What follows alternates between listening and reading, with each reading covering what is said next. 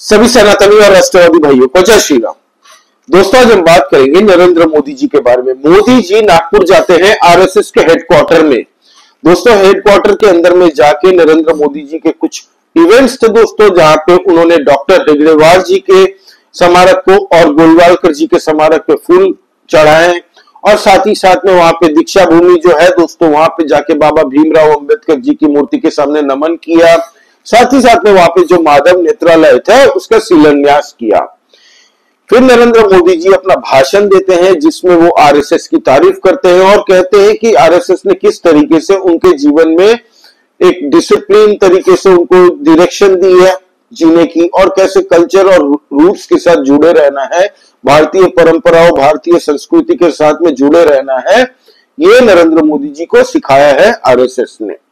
अब उनकी जिंदगी में कितना बड़ा महत्वपूर्ण रहा है दोस्तों आरएसएस की पूरी जीवन गाथा, ये हम सब जानते हैं। नरेंद्र मोदी जी कई बार कह चुके हैं इससे पहले। लेकिन कल जो देखने को मिला एक केमिस्ट्री आरएसएस और भाजपा के बीच में दोस्तों, उसको देख के सारे ऑपोजिशन वाले चुप हो गए। उनके पास बोलने को कुछ नहीं, और जो बोल रहे हैं वो भी मैं आपको सुनाऊंगा और आपको दिखाऊंगा कि कौन क्या बोल रहा है। इनकी और इनके खलियर खैराती वालों के दोस्तों छातियों पे सांप लौट गया। ये वही लोग है ना जो 2024 लोकसभा चुनाव में जब भाजपा को 240 सीटें मिली तो बहुत कुछ बोल रहे थे कि आरएसएस और भाजपा अलग अलग रास्ते पे चल उठी है, भाजपा और आरएसएस के बीच में बन नहीं रही है, आरएसएस नहीं चाहता कि भाजपा दोबारा जीत के आए। कल उन सब को जवाब मिल गया। ये जो प्रोपागेंडा कर रहा था कई दिनों तक, इन्होंने डिबेट्स टीवी पे चलाए अपनी टीआरपी बटोरने के चक्कर में, कल सबको शांत कर दिया। कल जो केमिस्ट्री देखने को मिली, आप एक बार ये वीडियो देखिए, फिर हम आगे बात करते हैं दोस्तों।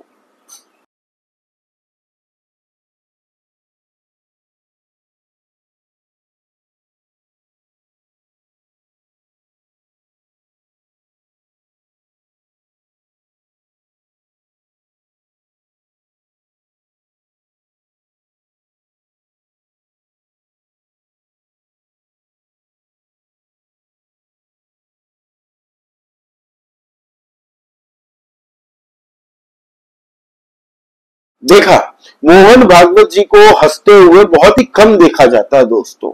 इक्का या दुक्का बार आपने कहीं पे देखा होगा थोड़ी देर के लिए, लेकिन कल कितने रिलैक्स्ड नेचुरल केमिस्ट्री है दोस्तों। आप देखिए, यहाँ पे नरेंद्र मोदी जी है, मोहन भागवत जी थे, और साथ ही साथ में उनके पास में आप देख सकते हैं कि chief minister of Maharashtra Devendra Fadnavis ji भी खड़े थे, और जो स्वामी अवधेशानंद गिरी महाराज वो भी वहां पे उपस्थित थे। तो ये जो कॉन्वर्सेशन हो रही है, हंसी मजाक में भी अच्छे से बात कर रहे हैं वो लोग, ये केमिस्ट्री दर्शाता है। और ये केमिस्ट्री जो है ना, ये ऑपोजिशन को कल रात सोने नहीं दिया होगा। ये 1 और 1 11 है, ये साबित हो चुका है ऑपोजिशन को। अब पता चल गया, कभी भी कोई भी प्रधानमंत्री आरएसएस में नहीं, आरएसएस के हेडक्वार्टर नहीं गया दोस्तों। बतौर prime minister of India Narendra Modi ji कल वो गए वहां पे। तो ये मैसेज देना था, जितनी भी हमारे देश के अंदर में पॉलिटिकल पार्टियां ऑपोजिशन वाली जितनी भी बकवास करती रहती है, उनको आरएसएस के कार्यकर्ता और भाजपा के कार्यकर्ताओं को कि हम अलग नहीं है, और सबको पता है, जो भाजपा के कार्यकर्ता उनको भी पता है कि आरएसएस और भाजपा अलग नहीं है। बस नहीं पता था तो ये कुछ ऑपोजिशन पार्टी और इनके खलियर खैराती जो ये प्रॉब्लम क्रिएट करने की अफवाह उड़ाते थे ना बीच में, उनको। तो कल नरेंद्र मोदी जी वहां पे गए दोस्तों। अब मोहन भागवत जी के साथ में डेफिनेटली बात हुई होगी कि भाजपा के अगले प्रेसिडेंट कौन बनेंगे, national president.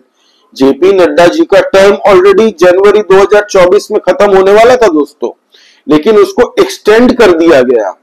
JP Nadda ji इतने लकी प्रेसिडेंट है भाजपा के लिए, ज्यादा कुछ बिना किए ही भाजपा के इतने सारे राज्यों में अब सरकारें हैं आज की डेट में, और one of the most successful president आप कह सकते हैं जेपी नड्डा जी को। शायद सबसे ज्यादा यही इन्होंने ही जितवाए हैं राज्य, रिकॉर्ड इनके नाम दर्ज हो गया। लेकिन अब अगला प्रेसिडेंट कौन होगा इसके ऊपर में चर्चा हुई होगी।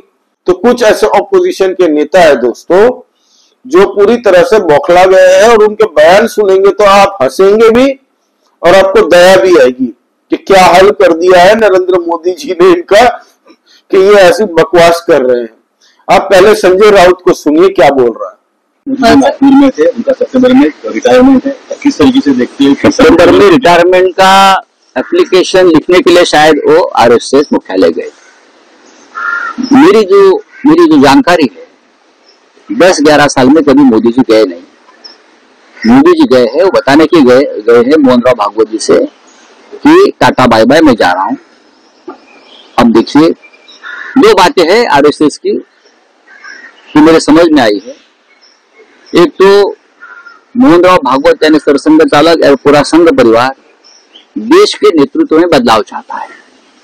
अब मोदी जी का समय खत्म हो गया है और देश में बदलाव चाहता है और बीजेपी का राष्ट्रीय अध्यक्ष भी अपने मर्जी से चुनना चाहता है, तो इसलिए मोदी जी वहां गए थे। मोदी जी जा रहे हैं। संजय राउत ये कह रहा है कि नरेंद्र मोदी जी आरएसएस के वहां पे गए थे शाखा में। सितंबर महीने के अंदर में नरेंद्र मोदी जी रिजाइन कर रहे हैं और अब अगला जो सक्सेसर होगा नरेंद्र मोदी जी का, मतलब बतौर प्राइम मिनिस्टर जो नेक्स्ट होगा वो महाराष्ट्र होगा। ये कौन कह रहा है भाई? संजय राउत। संजय राउत का ये हाल है ना दोस्तों, अगर बेवकूफों के सर पे सिंह उगते ना तो संजय राउत को 12 सिंगा कहा जाता। अकेले भी रेस में दौड़ता ना दोस्तों तो भी ये सेकंड आता। ये हाल कर दिया है महाराष्ट्र की जनता ने इनको इस बार चुनाव में कि ये मुंह दिखाने लायक नहीं है। मुझे लगता है इतना ऑब्सेशन है ना इसको नरेंद्र मोदी जी और भाजपा से, इस संजय राउत को और उसकी उद्धव ठाकरे को, कि ये लोग रात भर सो नहीं पाते जब तक पूरे दिन में 500 गालियां नहीं दे देते भाजपा को। इसीलिए ये आईने के सामने शायद खड़े हो जाते होंगे और रोज भाषण देते होंगे, खुद के ही भाषण खुद ही सुनते होंगे। जब इनकी थकावट आ जाती है, थक जाते हैं, भड़ास निकल जाती है, तब जाके ये बिस्तर पे बैठ के कुछ घंटे सोते होंगे। कोई लॉजिक है इसकी बकवास का? संजय राउत ने जो ये बकवास की है कोई लॉजिक लग रहा है आपको? बस मीडिया दिख जाए तो बयानबाजी दे दो। चलिए और एक जन पे आते, एक और नगीने हैं अबू आजमी, जो हाल ही में औरंगजेब केस के बाद में जिसको सस्पेंड कर दिया गया था महाराष्ट्र असेंबली से। हाँ जी, उसने भी बयान दिया है कि अभी कुछ दिन पहले मोहन भागवत जी ने कहा था कि हर एक मस्जिदों के नीचे मंदिरें ढूंढने की ज्यादा आवश्यकता नहीं है, फोकस करिए भारत के अंदर में एकता कैसे बनी रहे। एक मतलब मैसेज देने का ये तरीका था मोहन भागवत जी का। इसको लेके अबू आजमी ने कहा कि मोहन भागवत जी से मैं रिक्वेस्ट करता हूं हाथ जोड़ के, आप नरेंद्र मोदी जी को सीख दीजिए। आपने जो बयान दिया था कि हर मस्जिद के नीचे मंदिर ना ढूंढा जाए। तो अबू आजमी 2 कौड़ी का एक एमएलए जीत के आया इस बार, इसकी बड़बोलीपन देखिए। और समाजवादी पार्टी का ये, हालांकि कुछ तो समाजवादी पार्टी के और दूसरे तीसरे जो नेता हैं दोस्तों, जिन्होंने समाजवादी पार्टी का ये हाल कर दिया है कि उन्होंने कंपटीशन लगा लिया उद्धव ठाकरे के साथ में कि तुम्हारे पास संजय राउत है तो हमारे पास संजय राउत से भी बड़ा पनौती हमारी पार्टी है। उनके चाचा जो है यादव, उसने भी बोल दिया कि नहीं भाई, ये आरएसएस और भाजपा ये दिखाना चाहते हैं लोगों को कि ये एक साथ है, लेकिन ऐसा कुछ ज्यादा है नहीं, फलाना ढिकना। हालांकि इनके पास कुछ टीका टिप्पणी करने का कुछ बचा नहीं है दोस्तों। They have no say at all on this visit of Narendra Modi ji to RSS headquarter. आपको मैंने अभी मोहन भागवत जी और नरेंद्र मोदी जी की बॉडी लैंग्वेज दिखाई, क्या लगा आपको? कैसा लगा? जबरदस्त लगा। इससे एक ऊर्जा बढ़ जाती है दोस्तों, भाजपा सपोर्टरों के भी, भाजपा कार्यकर्ताओं के भी, आरएसएस कार्यकर्ताओं के भी, है ना, स्वयं सेवकों के भी। अब मजे की बात आप देखिए कि दिल्ली के जो सांसद है दोस्तों प्रवीण खंडेलवाल जी, उनसे पूछा गया कि कांग्रेस पार्टी जो सन हो गई है, कांग्रेस पार्टी ये अफवाह उड़ा रही है कि नरेंद्र मोदी जी को देखना नहीं चाहती आरएसएस एज ए बतौर प्राइम मिनिस्टर, इसीलिए उन्होंने 2024 के लोकसभा चुनाव में कम सीटें भाजपा को आई, तो उसको क्या मैसेज देना चाहते? तो उन्होंने सिंपली कह दिया कि मृग मरीचिका में है कांग्रेस मृग मरीचिका में है और उनके पास कुछ बोलने को है नहीं, वो स्तब्ध हो चुके हैं कि क्या बोले।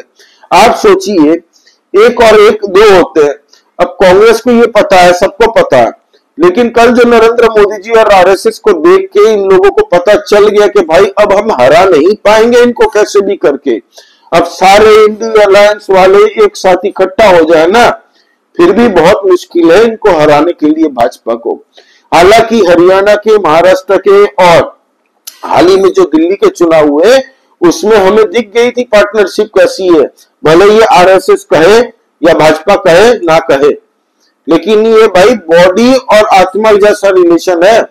बीजेपी है क्या, एक पॉलिटिकल विंग है भाई, आरएसएस की आइडियोलॉजी से वहां से बन के आई है, इसमें कहने में कोई ढका छुपा नहीं है, सबको पता है ये बात।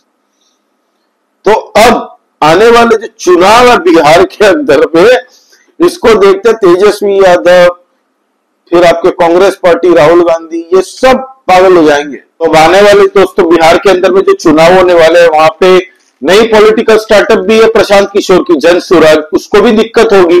तो बिहार के अंदर में अभी सबसे ज्यादा पैनिक मोड में आए होंगे ये वाली जो आरएसएस के हेडक्वार्टर में नरेंद्र मोदी जी गए हैं, इसको देखते हुए। तो ये था दोस्तों अब तक का पॉलिटिकल मुद्दा। आप प्लीज देखते रहिए कितने जनों को और पैनिक क्रिएट होती है इससे। तो आपका क्या कहना है दोस्तों, आप प्लीज कमेंट करके बताइए। लाइक कीजिए इस वीडियो को, please subscribe to this channel, नया चैनल है, आप लोगों की सपोर्ट की बहुत आवश्यकता है दोस्तों। जय श्री राम। सब